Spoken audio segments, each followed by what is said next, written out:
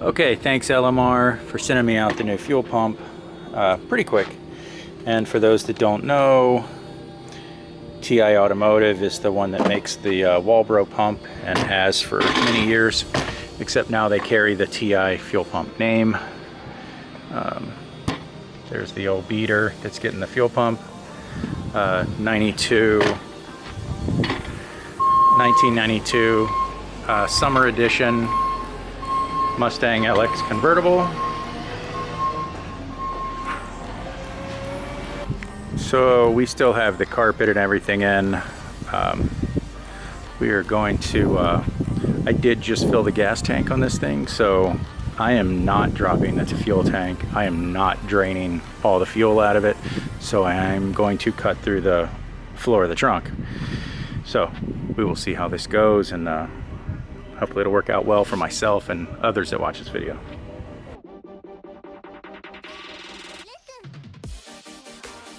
I am going to roll the carpet out of the way, since that seems to be probably my best option here, instead of pulling all the screws out and whatnot.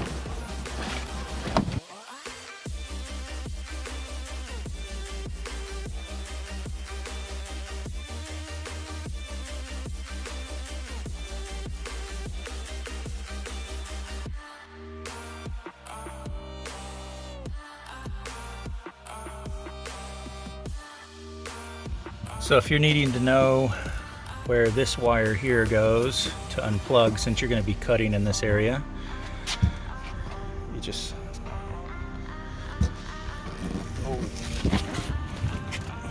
up under here, and it is right there. Just pull it down, unplug it, and it will pull out the top up there.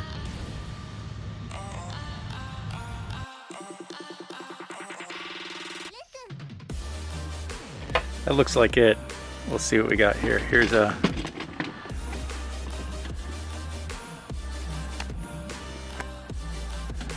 there's the lines we put in. We'll see how it goes from here.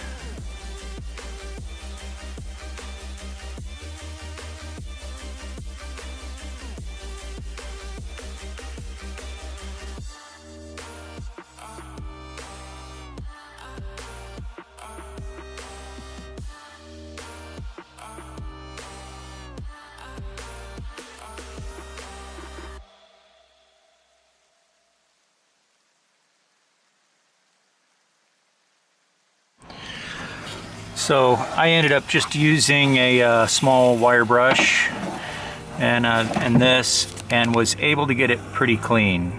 I was going to use brake clean, but didn't want to make the mess in my driveway. I also have to tell you, be really careful, and you may want to do measurements. I was winging it. I came really close to the rear subframe when cutting through, which is why I stopped cutting and folded it away instead. So for reference, winging it, not always the best idea. Here's your plug that you'll need to undo for the fuel pump. You'll want to lay that out of the way. There's clips that are going to need to come out. I'll set the camera back up to record this, and then those hoses will come off. The lock ring will need to be hit with a flathead screwdriver to undo the lock ring, and then this should just twist and pull out with the fuel pump. And I'll be right back with you.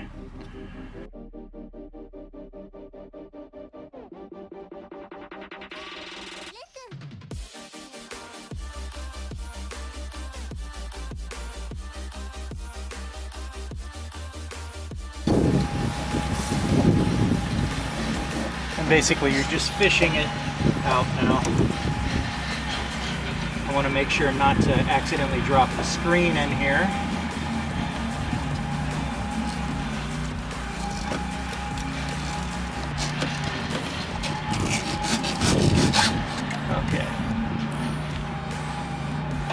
There we are, and I'm going to set that down while I go get something to set it in so that I can disassemble it and get the new fuel pump on it. Okay, so it's a disaster in here right now, but at least we can watch Top Gear while we're working on our stuff. Got the new red line build I just did. My retro stickers came in, but you know, back to the matter at hand. I don't have room up here. I am going to do a makeshift. I'm going to run this tripod into everything first. So I'm just going to use this right here, and we're gonna get that fuel pump set up right there.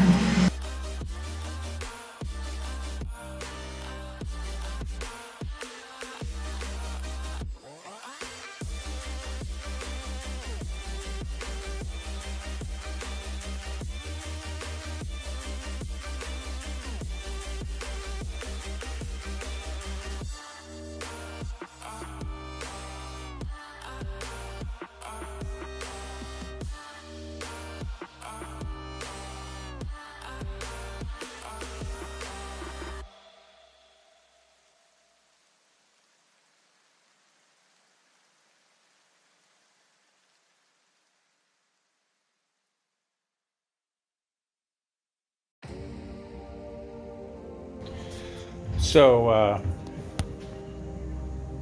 my battery died, so we are right here. I figured I'd show you this. So the late model restoration kit is really nice. The hose that comes with it, exact same size. If yours isn't, just trim your hose before installation. Just cut the old wires, splice into the new set. This one has its own plug. Everything's pretty self-explanatory, but it does come with directions also that are pretty detailed, and in 3 different languages if you need it. So new screen. I'm going to finish getting this put back together.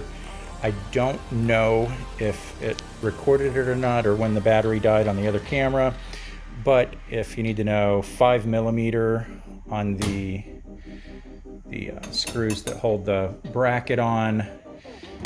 And then obviously, I believe it's a 1/4 inch on your nuts if you're going to use a nut driver or a regular Phillips screwdriver. And then I'm going to finish getting this put back together and the bracket back on, and then get the sock on, and I'm going to put it in, and we're going to see how this thing works. Also, the late model restoration kit, it does come with a new O-ring and also new hose clamps for the pressure and return line on the fuel tank. So that's nice also. So I'll be back with you here shortly. Okay, so we're up and running. Okay, so I'm going to do something that might very well blow your mind. Actually, it shouldn't at all. What we have here is some duct tape, silicone, homemade squeegee,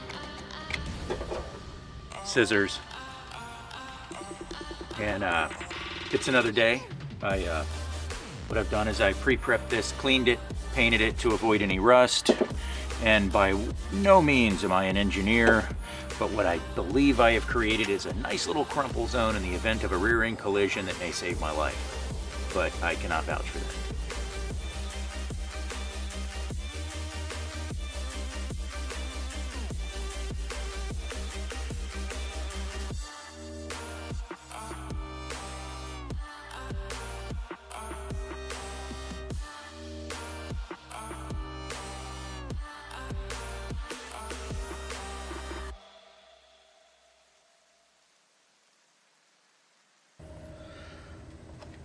Okay, so we're gonna see how this holds up.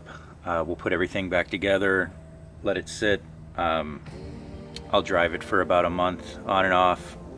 This thing doesn't get a lot of use, so it may not matter, but it's definitely prettier than the metal hack jobs that I saw on a lot of the other videos, actually the very few videos.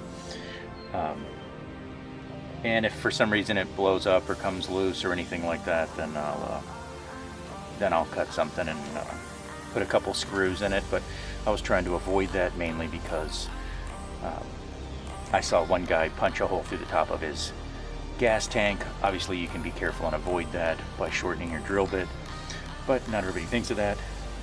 Even myself, I nicked the top of the rear subframe with the metal cutter, not in an area that matters a whole lot. I imagine if you care about the integrity of the vehicle. You would want to avoid that at all costs, but all in all, it came out pretty clean and I'm happy with it. It works for what I want. Thanks.